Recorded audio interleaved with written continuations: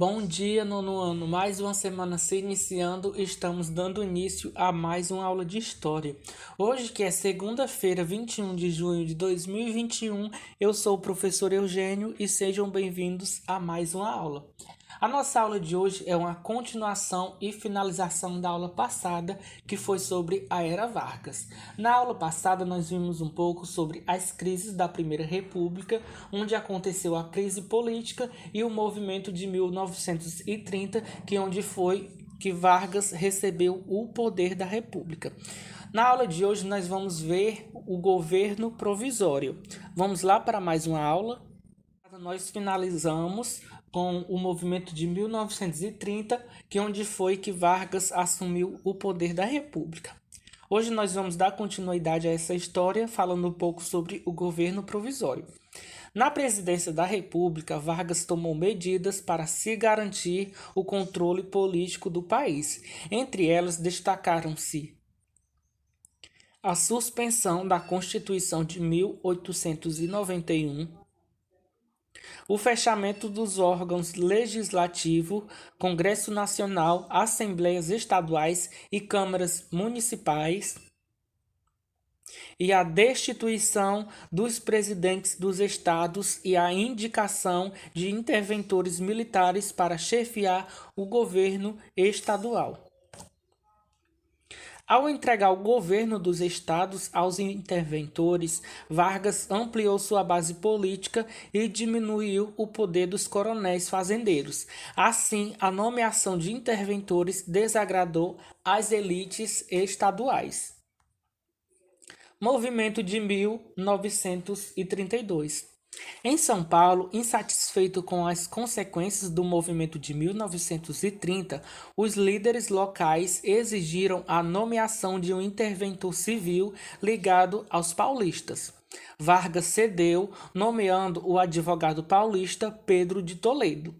Além disso, os paulistas também reivindicaram a convocação de uma Assembleia Constituinte e novas eleições, conforme Vargas havia prometido.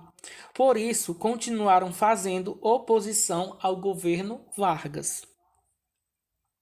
O conflito aumentou quando, em maio de 1932, durante uma manifestação contra o governo federal, 4 estudantes morreram em confronto com a polícia.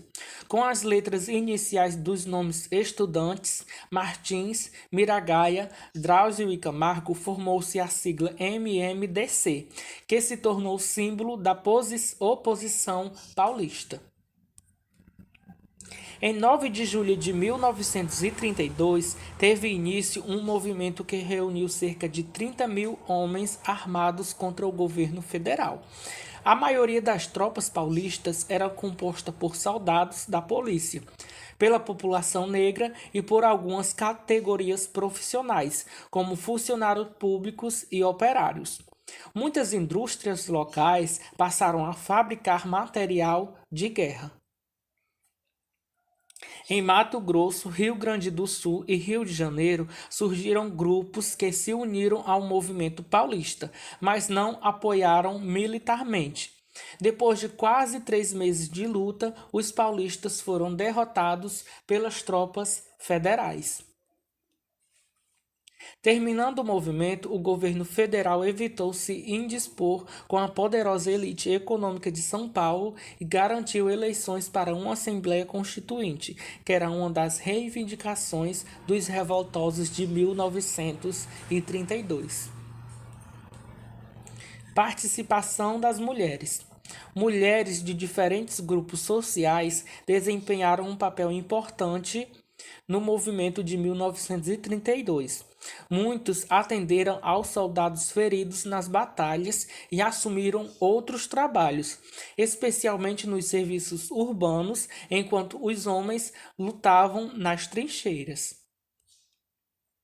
Entre essas mulheres destacavam-se Benedita Cipriano Gomes, que formou um batalhão incorporado às tropas que lutaram em São Paulo. Também tinha Maria Estela Rosa, que era professora, que se infiltrou em um batalhão e foi aceita nas fileiras. Também tinha Carlota Pereira de Queiroz, que dirigiu-se ao Departamento de Assistência aos Feridos e foi a única mulher eleita para a Assembleia Nacional Constituinte nas eleições de 1933. Voto feminino e o voto secreto. No começo do século XX, organizações fundadas por mulheres lutavam pela participação feminina nas eleições. Uma delas era a Federação Brasileira pelo Progresso Feminino, FEDPF, criada em 1922. Além disso, ainda na década de 1920, foi realizado o primeiro Congresso Internacional Feminista, que determinou a criação da Aliança Brasileira pelo Sufrágio Feminino. Em 1927, as mulheres do Rio Grande do Norte puderam votar pela primeira vez. Depois, o Código Eleitoral de 1932 criou a Justiça Eleitoral e instituiu o voto secreto e o voto feminino no Brasil. Por fim, a Constituição de 1934 confirmou e estendeu o direito de voto a todas as mulheres do país.